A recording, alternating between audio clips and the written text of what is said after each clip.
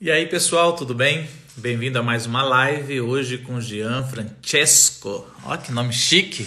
Fica aqui e assista o nosso bate-papo muito legal que nós vamos ter. Ao entrar, coloca aí nos comentários o seu nome, né? Porque às vezes não tá claro. E também da onde você está falando, tá bom? E assim a gente vai agir aqui. E aí a gente vai já bater. Já vou chamar aqui o Francesco.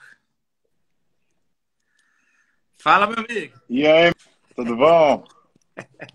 Deixa eu Tamo aumentar aí. um pouco aqui, vamos ajeitar. E aí, mano? Você ainda tá na gringa? Tô na gringa aqui, cara. Ó, já vim representando o estado, ó. Eu tô vendo. Tem que ler ao contrário. É Michigan? Pois é. Michigan fica onde, cara? Eu sou muito ruim de geografia norte-americana. Cara, Michigan, você veio pra Chicago, então é 3 horas de carro de Chicago. É É bem Chicago, bem no Chicago norte. é a entrada de que companhia aérea? Eu lembro que tinha uma que ia direto para Chicago. Caraca, Brasil, velho. Brasil. Geralmente o Brasil escolhe cada companhia para entrar em um lugar. Aqui, que eu saiba, você tem a United, você tem United, deve ser United. é, American Airlines, tem várias aí. Mas é Primeiro, bem mano, pertinho. primeiro obrigado. Vamos fazer direito aqui. Eu nunca começo direito, eu já começo batendo. Mano, obrigado por ter aceito a nossa live aqui. A gente já vai chegar a 50 convidados e a ideia é trazer à memória o que nos dá esperança na história, na vida dos convidados, de quem a gente bate um papo. E a gente chama pastores, teólogos, empresários e agora até artista. Então tem de tudo, mano. Eu não sei aonde você se encaixa. Você escolhe onde você quer se encaixar. Tem... Colega, talvez. Pode ser É. artista, hein, mano? Artista eu já não garanto muito. Que bom, mano. E aí, você tá dormindo? Seu bebê já deixa você dormir ou não? Cara, você tem que perguntar pra minha esposa, né? Porque ela que tá tendo problema com o bebê aí. Eu, geralmente, a gente estabeleceu uma política aqui em casa, que na verdade foi a parteira que disse: olha, é o seguinte, vamos supor que um dia aconteça uma tragédia. Um dos dois tem que estar bem dormido, o outro pode estar arrebentado, porque um tem que socorrer o outro. Então vocês têm que trabalhar sempre nessa métrica. Um tá 100%, o outro tá 20%, o outro tá 50%, 40%, porque num imprevisto você consegue socorrer. Então, no momento, quem tá 100% sou eu. E aí a minha esposa vai segurando aí até onde dá, mas a gente tem conseguido bem. Depois do terceiro mês, a gente viu que teve uma baixa no sono assim muito grande. Ele acorda muito à noite. Agora já está no oitavo mês, a gente está esperando que depois que fazer um ano melhore, mas não sei. É uma oração sempre, né, mano? Ter É uma filhos é uma oração, eterna sei. oração. O pessoal pensa que a gente tá mais piedoso, para que Deus cuide deles. É pra gente dormir, mano. Eu acho que lembra daquela música lá? Restitui, eu quero de volta o que é meu. Nesse momento eu só quero meu sono de volta, quero meu espaço na cama, porque o bebê dorme junto com a gente, porque se coloca no berço ele acorda. Ah, mano, depois eu te dou umas dicas offline, mano. Aqui em casa tem disso não, mano. Minha filha dorme sozinho desde o primeiro dia, velho. Aliás, os dois. Não tem isso, chora mesmo. A primeira vez com o Daniel, quando eu era novinho assim, a gente contratou uma pessoa para nos ajudar no sono. E a pessoa ficava na porta, quase peitando a minha esposa para ela não entrar no choro. Caraca, É um me negócio, passa o contato desse cara aí. negócio agressivo, mano. Mas deu 2 dias e resolveu a vida, mano. Deixava É... chorar e. Não, Então, a não, gente. não é deixar chorar. Deixa eu colocar aqui, senão você sabe que aqui. Metodologia nazista, sabia Você que na época sabe. do nazismo, eles colocavam a criançada lá, ficava chorando 24 horas, ninguém atendia. Não, não. Você tem um intervalo de 5 minutos que você vai, faz um carinho, não tira do berço, fala que tá ali e sai. Aí tem que esperar mais 5.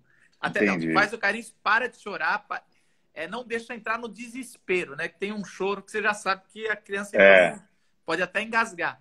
Mas a gente fez isso algumas vezes, deu certo. Mas não sei Cara, se. sabe, Ah, sabe fala. qual foi a questão aqui? Até o terceiro mês ele dormiu no berço sem problema.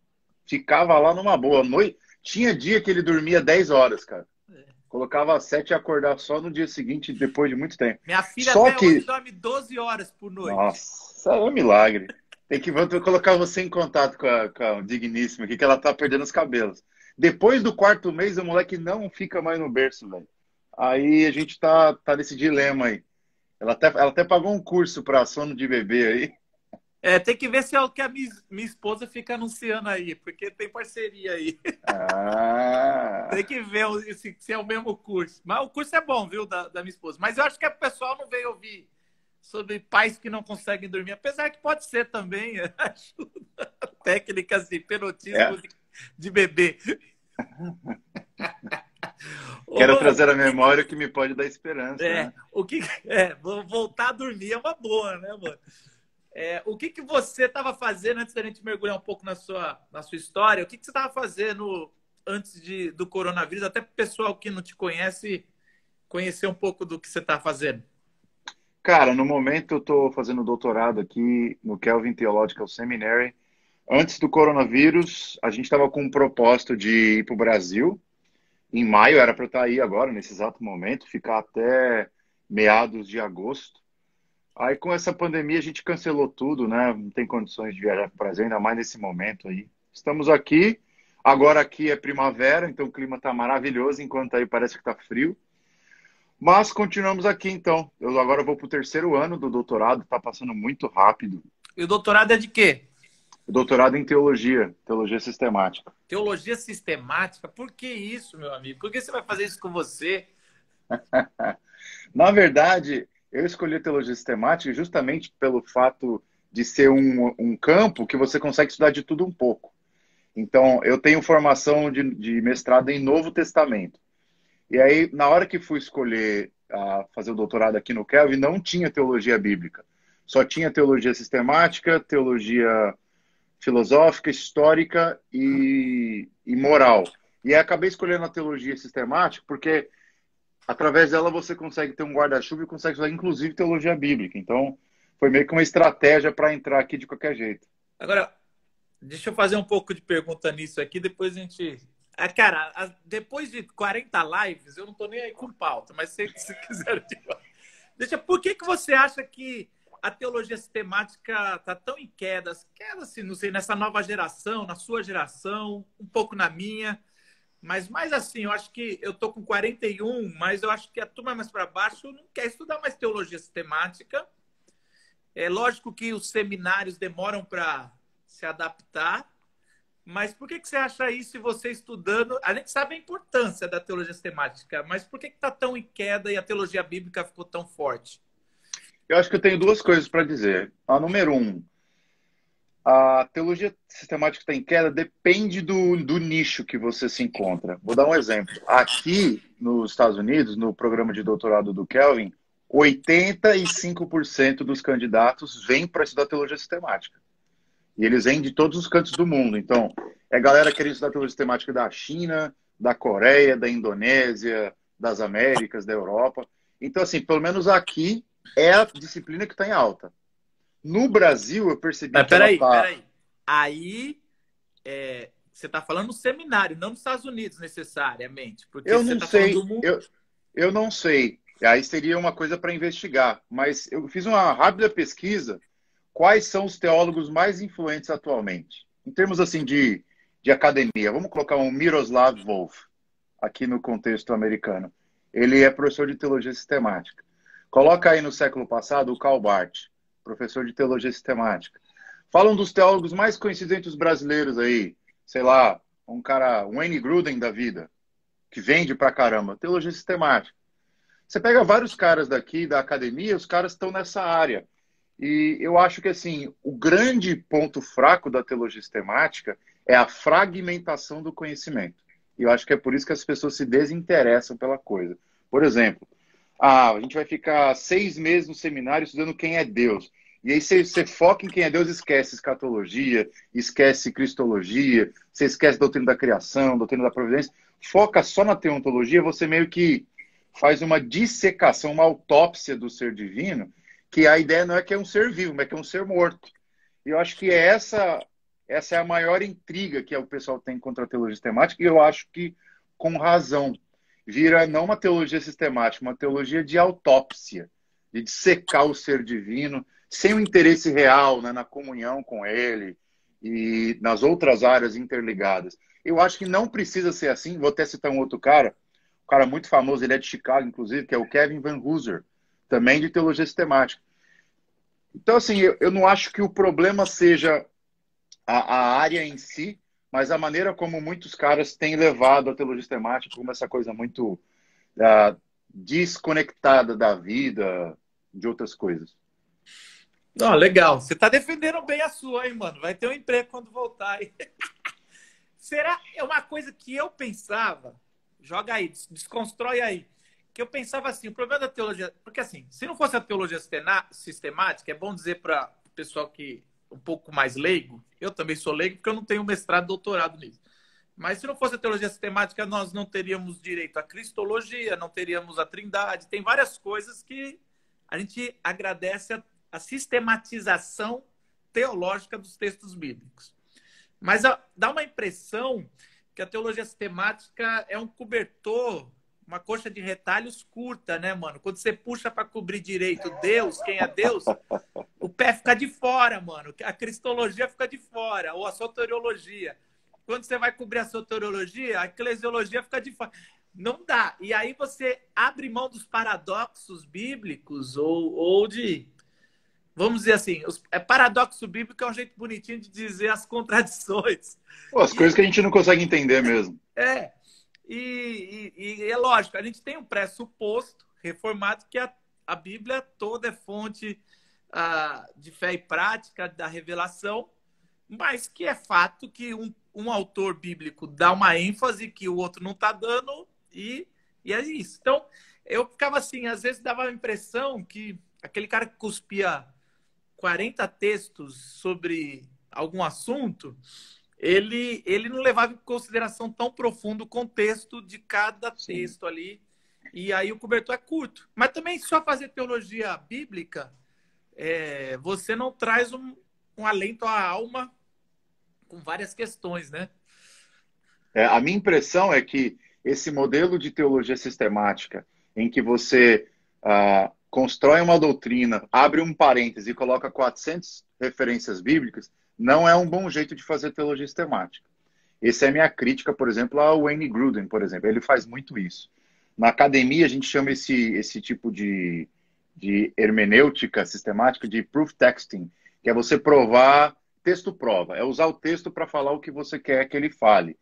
E isso não faz muito sentido. Então, há uma tendência hoje entre os teólogos sistemáticos de rejeitar isso aí. Qual que é a tendência mais em alta hoje? É a ideia do drama das escrituras, do drama da doutrina, que é a linguagem do Van Hooser, por exemplo. Ou seja, sempre quando você abre a boca e fala o nome de Deus, independente do que está falando, você está tocando ou esbarrando em algum conceito clássico da fé cristã. Mas para que isso tenha uma coerência, justamente para o cobertor não ser curto e você ficar com o pé de fora, você sempre precisa enxergar qualquer doutrina bíblica ou conceito teológico debaixo da grande narrativa das escrituras, que é o drama. E eu acho que algumas teologias temáticas, elas fazem isso muito bem, diferente daquelas que têm esse padrão clássico que você citou aí, de esmiuçar um assunto e não entender a coisa como um organismo vivo. O Michael Horton é um cara que faz isso. Toda a teologia sistemática dele é baseada nessa ideia de drama. É uma teologia dramática. A do Van Hooser é a mesma coisa. Óbvio que você tem uns caras mais antigos que ainda continuam naquele mesmo sistema de caixinhas, né? Uma caixinha para cada coisa. A ideia hoje é que seja mais como um organismo vivo, né? Interconectado e tal. Mas, assim, eu concordo com o que você disse. Ô, Jean, mais uma pergunta aí que eu quero saber de uma aulinha grátis aí do doutorado. Você não acha que é um perigo você botar eu entendo toda a parte. Entendo, eu acho que eu entendo a parte técnica sobre o drama, né? Principalmente quando o Gorin fala e outros, assim, o drama das escrituras e tudo mais. Mas não é um perigo você enxertar nessas lacunas da teologia sistemática narrativa, é, é, de conexões ao invés de contexto histórico? Eu acho que as duas coisas elas não se chocam, porque a ideia de uma grande narrativa é o pressuposto geral das escrituras. Por exemplo, quando você vai fazer teologia bíblica, e se você não tem uma visão sobrevoada da floresta, o grande perigo do teólogo bíblico é se perder em meio às árvores. E é isso que acontece. O cara tá lá fazendo uma exegese de João, tal, e ele se perde no contexto histórico da época. Quando ele vai tentar voltar para o tempo contemporâneo, ele está perdido lá em 2000 anos atrás. Ele não consegue voltar, porque ele se perdeu no meio das árvores. Eu acho que a ideia da grande narrativa é justamente evitar que esses erros aconteçam pelo fato de você ter uma visão panorâmica, no sentido de você estar num helicóptero e você saber a floresta onde ela começa, onde ela termina. Se tem onça no meio do caminho, se tem leão. E essa é a ideia do drama. Que independente do que você vai falar sobre teologia, você tem uma ideia de que há um criador, há um relato de intromissão da queda, há a expectativa de um redentor e uma expectativa de consumação. Essas quatro ideias, a gente poderia até colocar outras no meio, como a ideia de Israel, a ideia da missão da igreja. Essas ideias, de certa maneira, não é que elas colocam uma camisa de força no teólogo. Na verdade, elas dão novas lentes para você entender o caráter divino, a missão da igreja, com muito mais autoridade e fundamento no próprio contexto narrativo da escritura, sem negligenciar esses contextos micro, né, de cada passagem. Cara, eu vejo que você fala com muito amor. Quem foi a pessoa na tua vida que fez você gostar, fez você ganhar gosto por teologia, cara? Que você falou assim, cara, esse cara faz isso decentemente, ou essa mulher, não sei. Olha, eu não saberia dizer hoje, assim, de bate-pronto, mas eu colocaria dois nomes. O primeiro foi o pastor que me discipulou, Pedro Paulo. São os anônimos, né, cara? É, Os sei. anônimos de Deus.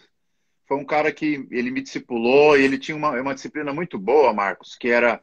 Eu me converti aos 14 anos e tinha um culto de quinta-feira que ia, tipo, 10 pessoas na igreja.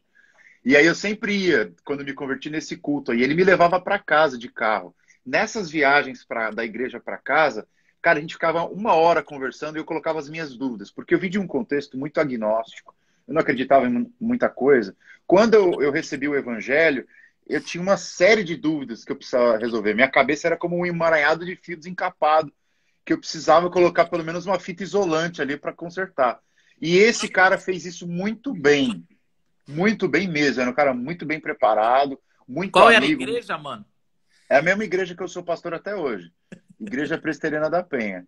O que aconteceu de muito triste foi que o cara meio que ele caiu da fé. Isso foi um baque para mim no começo, mas como eu já estava solidificado no evangelho, o cara vivia com duas famílias, enfim, teve um grande problema nisso aí. E hoje ele nem está mais na igreja presbiteriana. Mas é um cara que me inspirou muito, independente de onde ele está agora, entendeu? O segundo cara já foi um cara não... Diga. Desculpa, Jean, mas não deixa de te inspirar, porque os caras que nos inspiram, eles nos inspiram positivamente, mas também hoje eu tenho a maioria não, vai, metade dos caras que me inspiraram para caminhar, hoje me inspiram para o que não como não quero acabar, cara. Assim, independente do que eu ache, tem muitos caras aí que eu amo demais e me ajudaram muito no ministério. Mas esse pastor, ele te inspirou no começo como fazer e as respostas, e não deixa de ser uma inspiração para você falar, cara, tá um alerta que um cara que eu amo tanto e me admiro, ele deve ter... Qual é a curva que ele fez errada aí, ou o que aconteceu?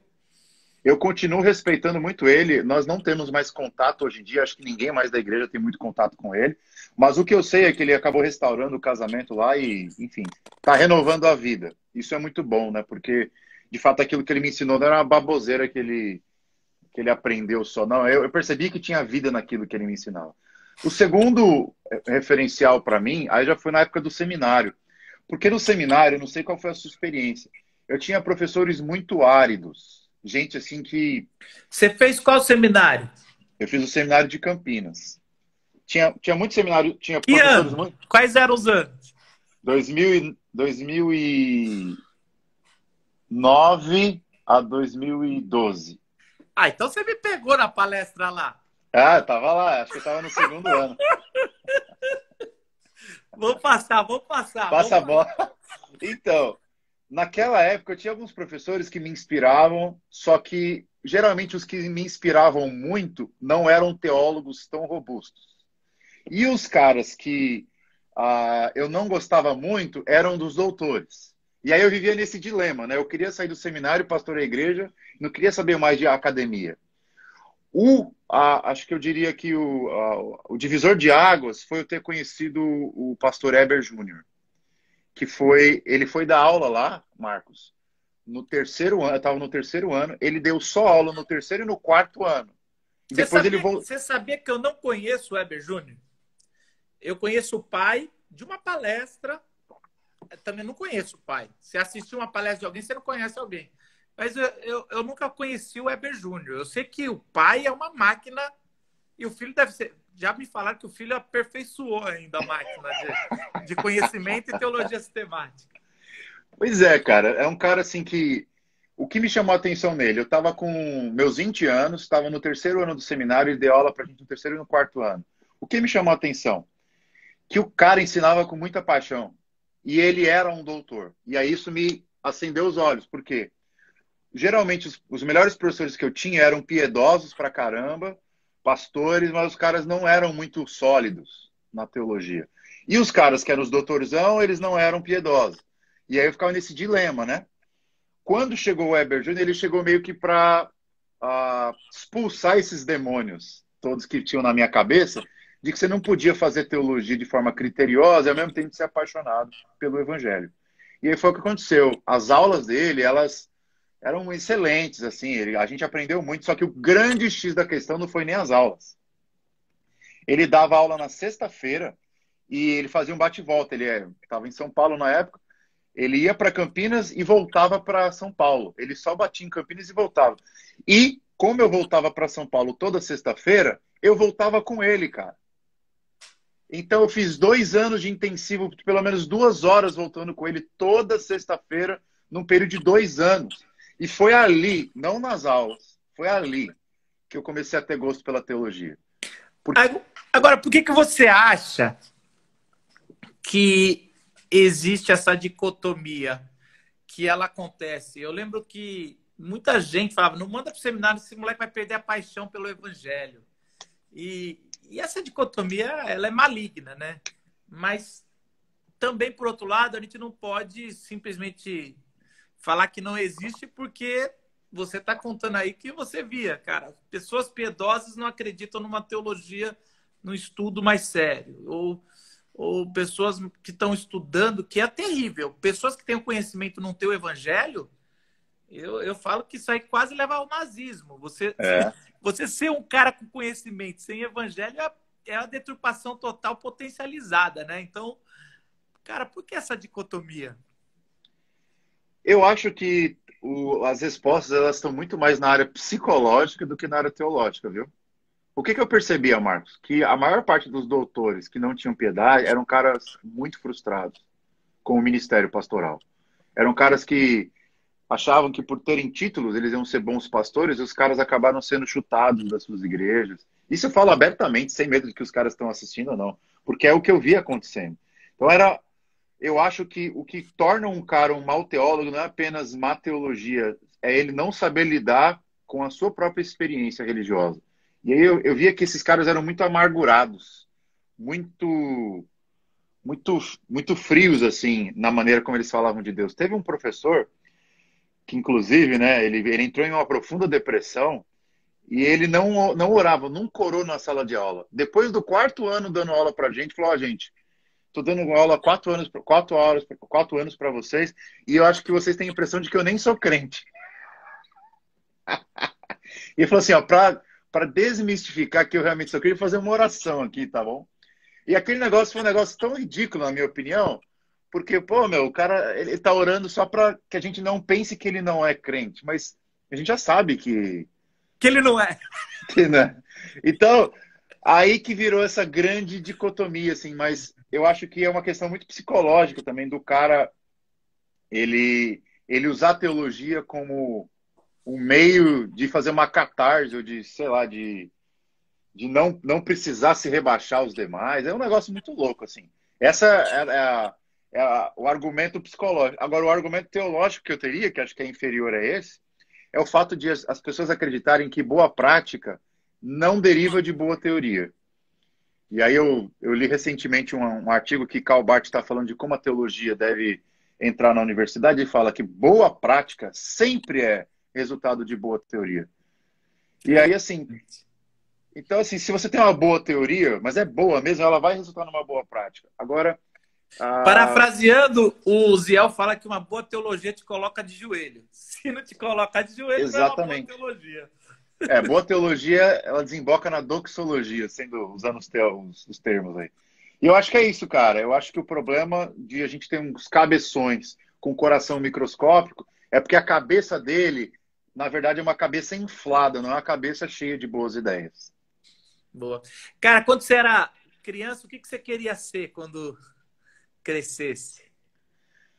Cara, eu não lembro muito bem, mas quando você fez a pergunta, eu comecei a puxar na memória, né? Lembrando que tem um roteiro aqui, viu, gente? O Marcos passou para mim um roteirinho aí. Que não estou seguindo. Que não tô seguindo, por incrível que pareça. Eu lembro que eu queria ser piloto de Fórmula 1. Essa era a primeira. Eu não perdia uma corrida, cara. Sempre gostei de velocidade e tal. Logo que eu tirei minha carta de motorista, eu já quase perdi a carteira, porque eu tinha esse negócio de velocidade. Mas eu queria ser piloto de Fórmula 1. Mas isso aí durou muito pouco tempo. Quando eu estava com 15 anos, já não tinha nem ideia mais do que eu queria ser na vida. Nenhuma ideia. Era um completo vácuo profissional na minha cabeça. O ministério só foi acontecer um pouco depois.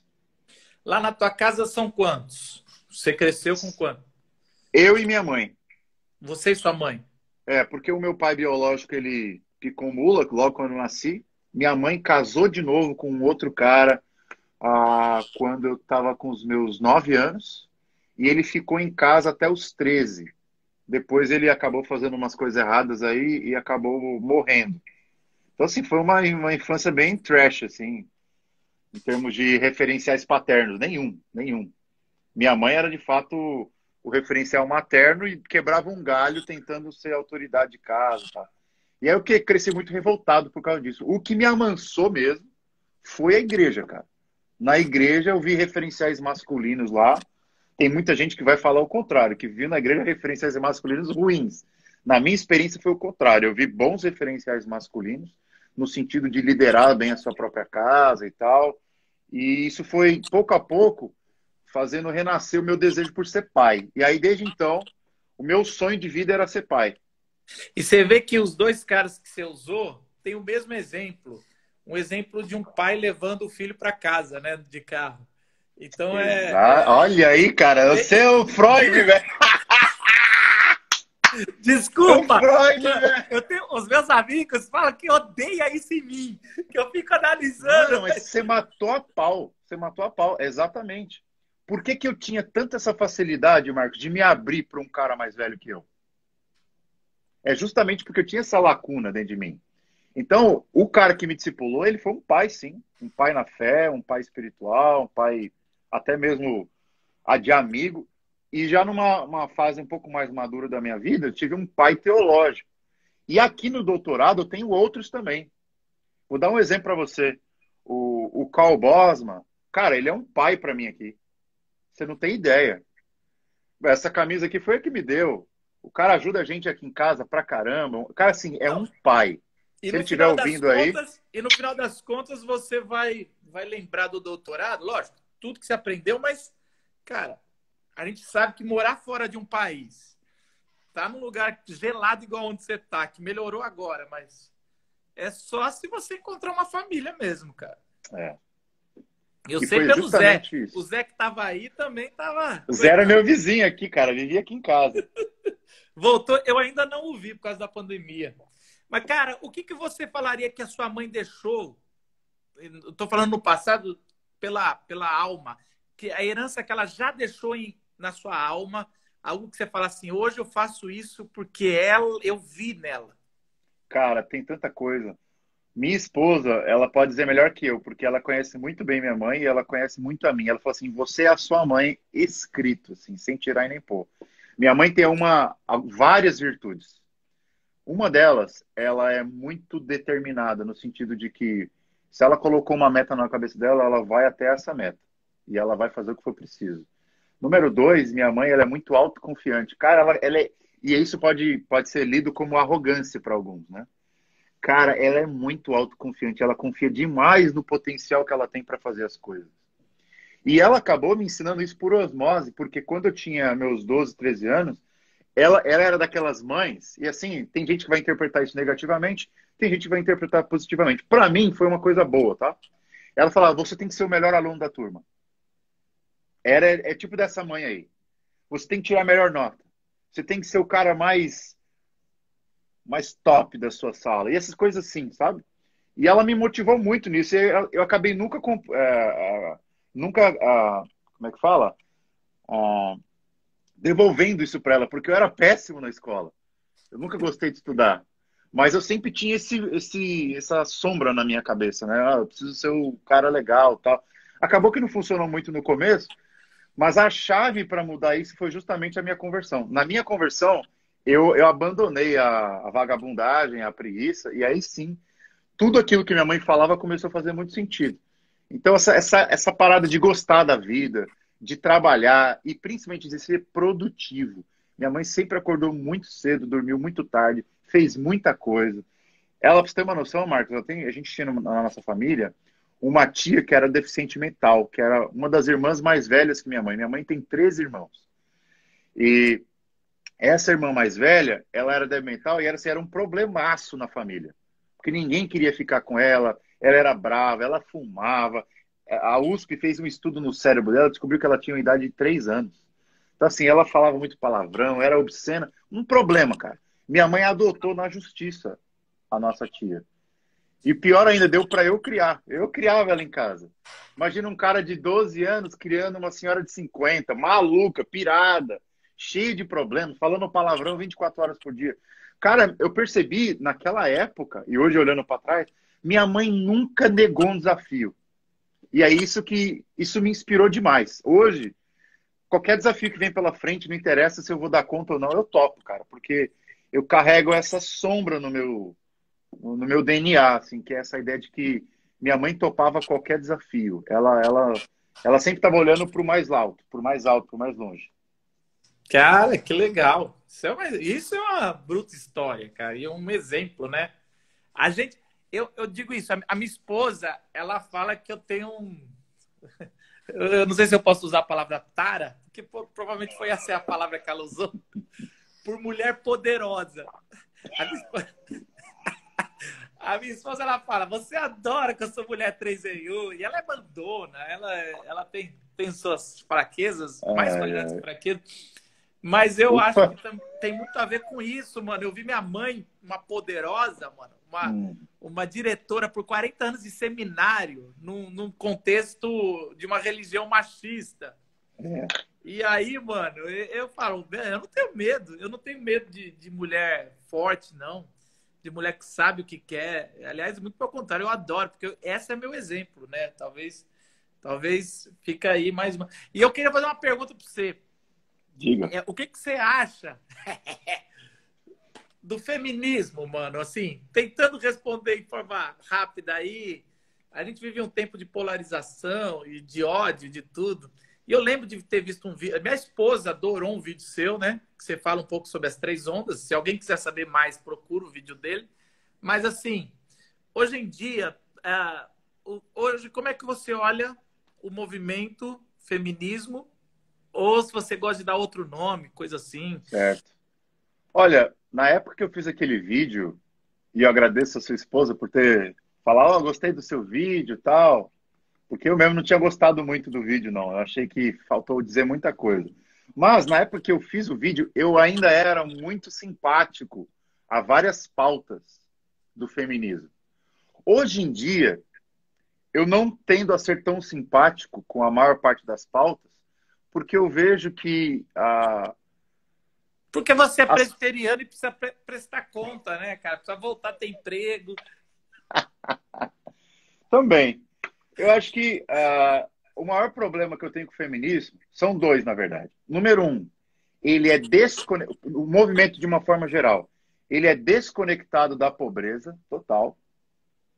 Geralmente uma feminista, com algumas exceções, são pessoas de uma classe privilegiada que são sustentadas pelos pais. E a segunda, ou seja, é o que o Slavoj Zizek vai dizer, por exemplo, a respeito do feminismo, desse movimento LGBT, são pessoas extremamente individualistas, que não têm um senso do bem comum tão claro. Mesmo E eu sendo perce- de, mesmo sendo de esquerda? Sim, e aí é só perguntar para uma mulher da favela, ó, quantas vezes uma feminista aparece lá. Então, assim, eu percebi muito esse efeito colateral da teoria e da vida. Na nossa igreja, a gente tinha muita gente pobre, porque a gente tinha alguns projetos de plantação de igreja dentro da favela. E, cara, quem dava o tom ali da ajuda psicológica, social, espiritual, era a igreja, sempre foi a igreja. Chega numa favela, ela fala assim: se você tivesse a opção de ficar com uma igreja e com um grupo, sei lá, um coletivo aí, X, A, Y, Z, quais você ficaria? O pessoal da favela sabe muito bem o que eles querem. Porque a igreja tem uma presença muito forte entre os povos. Então, eu comecei a perceber que o movimento feminista era muito elitizado. E também muito branco. E aí tem várias críticas a respeito disso, né? Tem um feminismo negro e tal. Então, eu acho que é um movimento muito irrelevante assim, no cenário geral do país. Isso levou a acreditar que, pelo fato dele não ter essa relevância muito grande, ele tinha problemas teóricos muito grandes. E aí, hoje em dia, eu tenho as minhas críticas teóricas, principalmente, e aqui eu vou dar nome ao problema, com o movimento queer. Meu problema hoje com o feminismo, muito mais do que as ondas clássicas, é o movimento queer, que é basicamente, na minha opinião, a destruição do feminismo, porque você descaracteriza completamente os gêneros e você cria uma teoria andrógena para tudo. Então, hoje em dia, a androginia é a palavra de ordem nos movimentos de identidade. Porque É, o é fato tão de você interessante que o que você está. diluir os gêneros, né? Ah, não, pode o, falar. fato, o fato de você diluir os gêneros, na verdade, você está promovendo um gênero, que é o transgênero, que é o andrógeno, e por aí vai. Isso eu sou totalmente Eu contra. lembro quando o Pablo se tornou a mulher a cantora, ganhou a cantora do ano. Você lembra disso da MTV? Lembro. E aí a questão era essa, mano. Eu sei que vocês têm certeza que é isso que vocês querem fazer? É esse o resultado do movimento de valorizar a mulher? É dar o prêmio para alguém, bom, alguém transgênero? Mas essa discussão é complicada. É bom que dá um gostinho aí de lugares que você já passou. E também lembrando que a gente por exemplo, a gente se diz cristão. Hoje em dia, é tanta coisa que quer dizer isso, que pode dizer desde um ponto até outro, é o que eu sempre falo do feminismo. O feminismo é um universo. Às vezes a pessoa está falando que é feminista é da primeira onda, está querendo o direito ao voto, né? Que esses dias até saiu um vídeo de um cara aí querendo falar que o problema da democracia é a mulher votar. E aí vai se misturando, né, cara? Vai Sim. assim. Eu acredito que alguém me perguntou, alguém um dia me falou, e eu vou até deixar aqui para a gente mudar de assunto. Alguém falou assim: Marcos, você criticou o feminismo no último vídeo, espero que você esteja arrependida. Aí eu postei assim: minha filha, eu não abraço nem o cristianismo acriticamente, quanto mais o feminismo. Você está de brincadeira que eu não vou. Se eu não É, tiver uma crítica quanto uma ou várias, pode sim. saber que eu não estou nem aí com. Se eu não critico um assunto, quer dizer que eu não estou nem aí com esse assunto. É pior ainda. Então, a partir do momento que a A pessoa. indiferença é pior do que você Com fazer a certeza, a crítica. indiferença está dizendo assim, ó, cara, isso aí vai morrer sozinho. Então, se às vezes a gente faz as críticas, é para se pensar. Agora, qualquer luta por uma igualdade criacional, né? Homem e mulher os fez a imagem e semelhança, isso é bíblico, né? Os Isso direitos de cada um, isso aí não tem nem discussão. nem discussão. Só para deixar claro, porque senão daqui a pouco sai uma reportagem aí, Jean e Marcos são não sei o quê, não sei o quê. Nazistas. Ai, mano, deixa eu fazer um bate-bola, daí qualquer coisa a gente volta aqui, se você quiser. Mas, assim, geralmente não dá tempo de fazer o bate-bola e o que eu mais gosto é o bate-bola, Então, porque bora, bora. a gente faz Eu queria um filme ou uma cena de filme que marcou você. Cara, eu sempre gostei muito do Matrix, cara. Não sei por quê. Aquela cena das duas mãos lá sempre ficaram na minha cabeça. É. Essa é a cena. O Matrix, cara, é uma obra de arte com nota 10 se você entender como filme número um. Se for a Trindade, cai para 4. Se for o Trino, né? É, As três. em termos de teologia, não é uma obra trinitária de qualidade. Não entra como categoria de trilogias Não. que você. Mas assim, o Matrix 1, eu acho que foi Marcou a geração, né, cara? é um Marcou a minha divisor de vida. águas, mano. Se eu É. não me engano, é 99, né? Eu tava no primeiro ano de seminário. E, cara, eu lembro direitinho de eu pegar aquelas duas mãos e fazendo. Era CorelDRAW, nem mexia em Photoshop. Fazer um acampamento com aquilo. Você escolhe. Um dos primeiros movimentos. Hoje já virou carniça fazer qualquer coisa de filme na igreja, né? Mas não tinha isso. Tanto que o cara que me ensinou Photoshop, o Gustavo da Hora, ele foi fazer uma. Ele falou, cara, tá ruim a imagem. Eu peguei alguma coisa, fiz não lembro agora, um print, nem sei se existia isso. Mas, cara, é isso, cara. Ali era muito bom, né, cara? Porque é uma aula teológica, né, cara? Aquilo Não, ali. ali e o negócio assim que você não para de pensar no que o diretor está querendo te ensinar do começo ao fim. E outra, teve uma série de inovações cinematográficas, como aquele slow motion, tal, que ficou eternizado, tal. Eu Mas, acho que o mas filme aquilo é foi o de menos, né, cara? é, no frigir dos ovos, aquilo ali é um detalhe, porque o drama do filme que é o que interessa. E eu acho que os irmãos lá, os diretores, quando a obra é muito boa, ela foge do controle do autor. Então, Chico Buarque fala que uma música é uma filha. E ela pode ser uma prostituta, não é essa a palavra que ele usa, ou Aham. uma querida filha. Mas depois que você pôs no mundo, ela vai seguir o seu caminho. E é mais ou menos qualquer obra de arte é isso. Depois que você colocou no mundo, ela segue o seu caminho. E ali o Matrix ele tem coisas que nem o autor deve saber direito, porque ele simplesmente dá o embrião de uma ideia e a gente ficava lá filosofando e filosofando. Sim. Aí alguns diziam na igreja que era coisa. Como eu estava no seminário, tinha muita crítica negativa e positiva, que é coisa budista, que era coisa. Tinha várias. Falei, cara, é aí que é bom, mano. Que você está fazendo a gente pensar, né? É um filme rico, né? Ela te dá várias oportunidades de pensar sobre vários assuntos ao mesmo tempo. Uma outra cena que eu gosto dele, que eu gosto de ficar no ping-pong, não é nunca um ping-pong, viu, cara? Você fala uma coisa, a gente vai. Pega um pong, não sai do pong. Não volta pro ping. Uma cena que eu gosto é quando tem o traidor. Eu acho que a gente já pode falar de um filme de 20 anos, né? Tem o traidor lá, o Smith. Não, não é o Smith, não, é o outro traidor. Aí ele tá traindo, né, pra Matrix, pra falar onde fica Zion. E ele pega uma carne. E você lembra dessa cena? Aham. E ele fala assim: eu sei que essa carne não existe. Mas, no churrasco. Mas Cara, eu isso. vou comer e eu vou adorar. Cara, esse amor pela mentira é totalmente uma O antecipação do auto-engano. fake news. A maioria do fake news que se repassa tem a ver com assim: eu não quero saber se é verdade ou mentira, mas essa notícia vai tão ao encontro, concorda tudo que eu sou, que eu vou repassar mesmo se for fake news. Quantas vezes eu vou falar, gente, isso é fake news? Ah, mas tem uma verdade aí muito boa, né? Exatamente. Eu percebi a mesma coisa. O que acontece? Quando tem. Toda semana, geralmente, tem algum problema com o Bolsonaro. Ele dá uma pataquada, acontece alguma notícia. E aí sempre tem alguém, por exemplo, na época que o Moro saiu do ministério, quantas pessoas da minha igreja, inclusive, eu vi repostando foto do Moro com o presidente da Câmara, tipo, de 3 anos atrás. E eu falei, ô irmão, essa foto é de 3 anos atrás. Não, mas ela veio bem a calhar para o momento. É isso, cara. Fake news é o traidor com a carne falando, eu sei que é mentira, mas eu opto pela mentira. É É, isso, cara. É muito teológico. Uma sim, canção, total. mano, ou um refrão de uma música que você fala, pô, Cara, isso. Ser Valente, do Marcos Almeida, cara.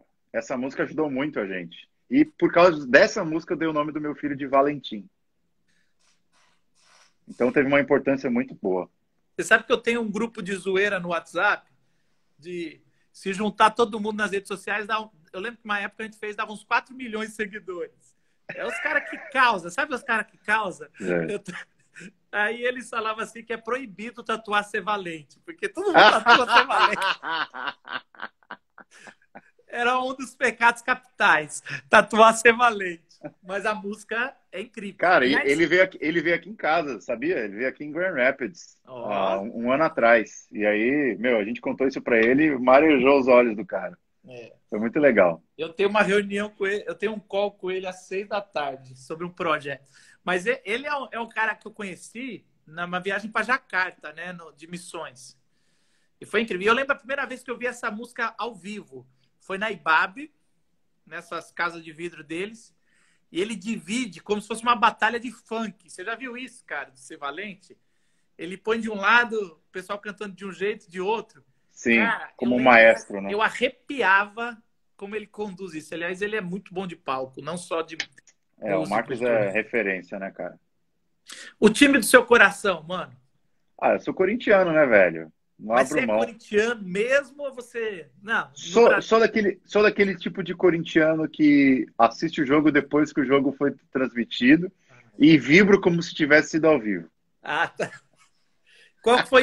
Qual foi o time, ou a era, ou o jogo que você mais gostou da época do Corinthians? Ah, cara, eu lembro que eu tava com, qual que era o problema? Porque eu sempre tive uma doença diferente.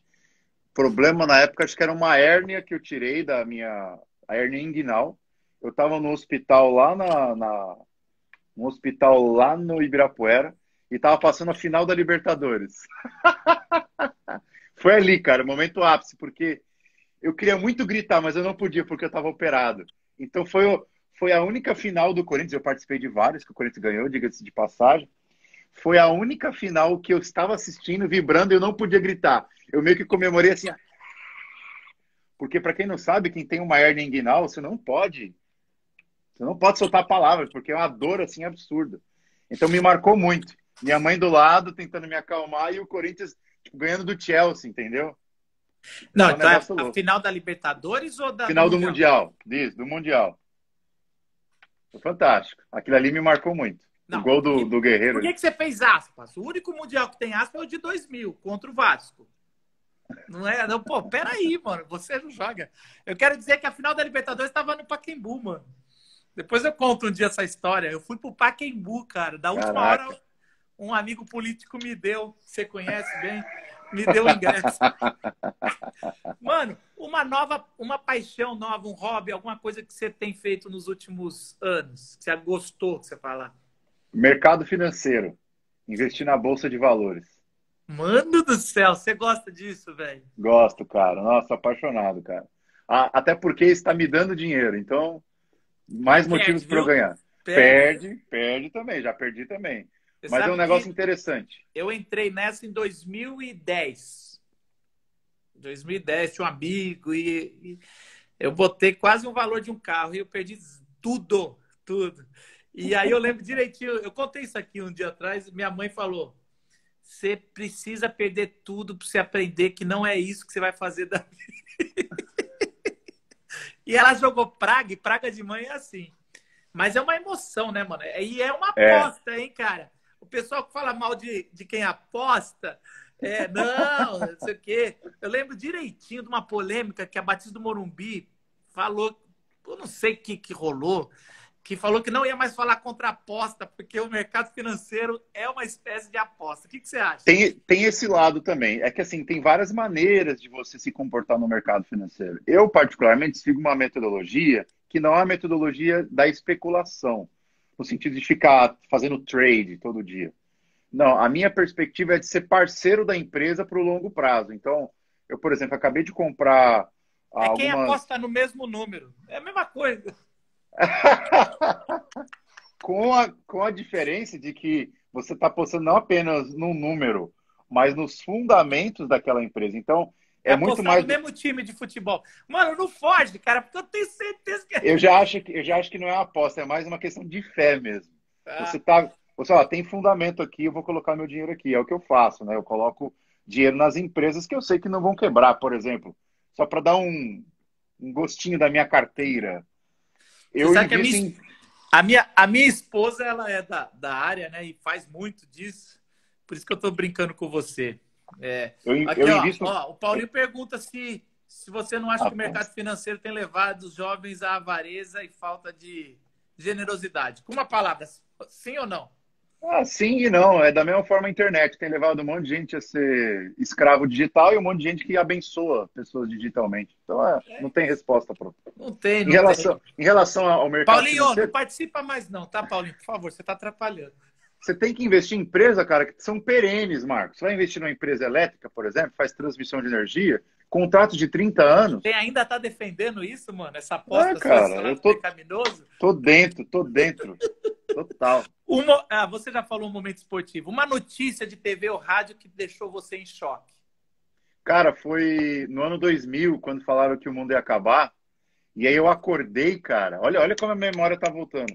Eu acordei, cara, tinha caído um poste no meu condomínio e todo mundo tava desesperado, assim, caiu o poste, acabou a eletricidade, imagina. No dia anterior, as pessoas falam que vai virar o ano. O ano 2000 vai começar, toda aquela questão. Para quem nasceu depois de 2000, nem tem ideia do que a gente tá falando. Mas o pessoal falou que o ano 2000 ia acabar o mundo, então a gente acorda no primeiro dia de janeiro de 2000 e acaba a energia, o poste cai, um trator faz um monte de cagada lá no condomínio, o pessoal acha que foi aquele dia que eu tremi nas bases ali. E o legal disso tudo é que você tinha o bug do milênio, mas você também não vira o século de 99 para 2000, né, cara? É complicado entender isso. Então, eu acho que Deus viria para 2001. A grande questão era quando ele iria vir. Uma mulher líder na história. Cara, tem tantas. Mas eu vou falar daqui o que mais conheço, minha mãe, cara. Ela líder da nossa história, da minha família, da igreja. Onde ela vai, ela lidera. Se eu se fosse um cozinheiro para o resto da sua vida, um dia da semana, tipo uma quinta-noite, fazer um estilo de comida para sempre. É o melhor cozinheiro do mundo. Qual comida, qual estilo de comida você escolheria para ter na tua casa com o melhor cozinheiro do Não mundo? tenho dúvida nenhuma. Comida nordestina. O cara só faria. Qualquer... Se fizesse a vida toda só baião de dois, torresmo, escondidinho de carne seca, eu era o cara mais feliz do mundo. Se não fosse morar no Brasil e nos Estados Unidos, para onde você moraria? Porque eu sei que você tem um contrato que você é obrigado a ficar no Brasil depois do doutorado. Então, eu não tenho esse Você contrato, não sabia? tem? Porque a minha bolsa, ela não está nesses termos aí de eu tenho que voltar. Não, se eu quiser eu ficar aqui, eu posso ficar. Ah, Não tá. é a ideia, mas não tem Tá. um impedimento. Eu jurava Isso, que você tinha isso. isso acontece para quem tem bolsas internacionais, como o John Stott Ministries, por exemplo. Aí sim, os caras te dão duas opções. Se você quiser continuar no país, ou você Paga vai de pagar volta. a multa, você vai ter que devolver tudo aquilo que eles te deram, ou de fato você vai em cana, né? Porque aí você tem um problema com os caras. No nosso caso, eu apliquei para o John Stott Ministries no primeiro ano, fui rejeitado, aí depois esqueci de aplicar no ano seguinte, não apliquei mais, Deus abençoe aqui, e não estou precisando da grana dele. Não preciso de vocês, viu? Tá. A questão é a seguinte: se você não fosse morar no Brasil ou nos Estados Unidos, onde você moraria pro resto da sua vida? Ah, cara, não tenho a mínima ideia, bicho. Passa. Tá. Férias para você é? Ah, cara, férias para mim é praia, velho. Total. Aí já dá uma dica para onde você moraria o resto da vida, tá? Só para deixar. Cara, Não é praia aí onde você total. está estudando, viu? Cara, mas aqui tem praia, viu? E Aqui, praia. lindas. De Porque aqui, lagoa? Grand... De lagoa? praia de Quem Lagoa. gosta de praia não pode gostar de praia de lagoa. Você tá me É que você não desculpa. entrou. Depois pergunta pro Zé o que ele achou da praia de Lagoa. É. E cheio de pedra, não tinha nem areia. Eu vi as fotos. Aliás, eu vi as Cara, fotos de você e do Zé na praia. Eu cara, queria desver e não consegui. você não tem ideia do que está falando. Errais por não conhecer as escrituras. Cara, as praias daqui são maravilhosas, cara. Maravilhosas. O maior pregador que você já viu ao vivo. Ah, o Tim Keller, né? Fiz o curso com ele lá nos Estados Unidos e ouvi muito ele pregar ao vivo. Lá nos Estados Unidos, não. Você tá nos Estados Unidos, certo? Aqui nos Estados Unidos, foi mesmo, em Nova York. Você já está confundindo o there e o here? Eu já tô, porque nessa época do ano era pra eu estar aí. Então eu tô fazendo essa. E tô falando com um brasileiro, então. Cara, mas né, velho? O Tim Sem Keller dúvida. é um monstro, né, velho? Não é um cara daquela eloquência e tal, mas o cara que fala, cara, põe uma minhoca na sua cabeça e você fica pensando o dia inteiro. É verdade, cara. Pra mim mexeu muito comigo. E tem uma foto com ele ali, ó. Em algum lugar aqui, ó. Tem uma foto com ele. Ah, é bem ali, ó. Eu também Não tenho, sei se cara. vai Mas dar pra ver. eu tenho de 2004. Você nem fazia seminário, mano. Foi quando ele foi pra CEPAL, É, aquela a gente conferência. tava lá fazendo peça, mano. Cara, foi uma conferência que eu assisti depois, que já era crente. Cara, eu chorei muito, cara. É Porque muito bom, cara. eu nunca tinha visto o evangelho ser pregado de uma forma tão nítida quanto aquele dia. Exatamente, cara. Ali eu já vi aquelas 5 mensagens, eu tenho no meu blog, né? Eu devo ter visto cada uma umas 30 vezes, mano. Na época era Cara, é assim, muito cara. Eu boa. falava, eu preciso entender isso. Eu já tinha feito seminário. Política deveria ser. Como é que você acha que a política deveria ser? Ah, cara, eu acho que não tem um sistema perfeito, nunca terá. O que a gente vive, né, o regime democrático, é um dos melhores que a gente, com todos os seus defeitos. Eu acho que o regime político perfeito é aquele que não não obstrui as liberdades do cidadão. Eu acho que, independente do que a gente possa falar aqui, eu acho que o que preserva mais a liberdade do cidadão. Esse é um regime que eu gosto. Não enche E meu o, saco. e o político? Como é que deve ser o político? Eita merda. Desculpa a palavra. Não, Cara, as características, você entendeu, né? sim, eu acho que as características de um bom político é ele ser comprometido com a sua causa maior, né, seja ela qual for, e ser um cara que joga as regras do jogo. E faz isso de forma inteligente, não apenas no golpe de frase feita para citar pera aí, o que é o Ciro Gomes. Espera lá um pouquinho. Essa pandemia vai mudar. Cara, vai mudar o jeito da gente ser igreja, sem dúvida. Já mudou. Não vai voltar mais atrás. A gente vai ser uma igreja muito mais conectada, muito mais presente na vida das pessoas, sem estar com as pessoas fisicamente. Tá otimista, hein? Ah, cara, eu sou otimista, porque minha mãe me colocou essa semente no meu coração. Ela sempre foi muito otimista, muito romântica, na verdade. Passou rápido, mano. Eu tenho mais 2 perguntas. Na verdade, já pulei tudo aqui. Passou rápido, porque é bom. Quando é bom, passa rápido. Tem live que demora pra caramba, não sabe. Mas assim, mano, Obrigado. um sonho para daqui a 10 anos. Ah, tem mais filhos. Você não quer mais nada, não, né, Eu tô mano? igual a Dilma, eu tô igual a Com Dilma. ela 20% e você a 100 é fácil pensar, mano. Eu tô igual a Dilma. A gente não tem uma meta, mas quando chega na meta, a gente dobra a meta. A minha meta era ser pai, até uns anos atrás. Consegui, cara. Fiquei feliz pra caramba. Ela descobriu que estava grávida no dia do nosso aniversário de casamento. Cara, agora eu tô realizado. Eu tô o bebezinho aqui, que é uma maravilha, mas agora a meta é dobrar a meta. Então tô Você querendo vai ter ver. mais uns Não três é a aí. mesma coisa. Não cai nesse papo, mano. Ter o segundo é crise no casamento. Mas se passar, é maravilhoso.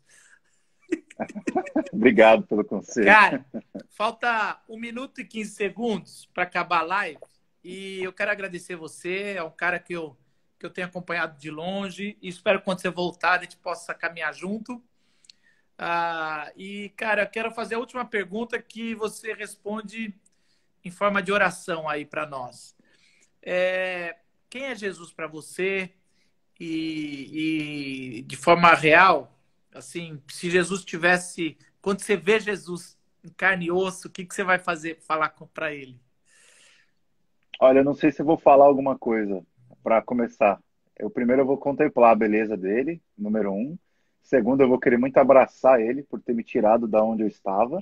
E terceiro, eu vou querer tentar expressar da melhor forma possível tudo que eu sinto por ele, que é o amor, sei lá, é o amor maior do que eu tenho pela minha esposa, pelo meu filho. É o amor daquele que me criou e que me viu antes da fundação do mundo, é o Deus que me ama. Então eu acho que eu ficaria como o João lá no Apocalipse lá. Eles ficaram calados diante dele, houve silêncio no céu. E acho que essa minha. Talvez o silêncio é a melhor coisa que você pode falar para alguém que você admira. Falou, mano. Aqui, ó. Tá acabando.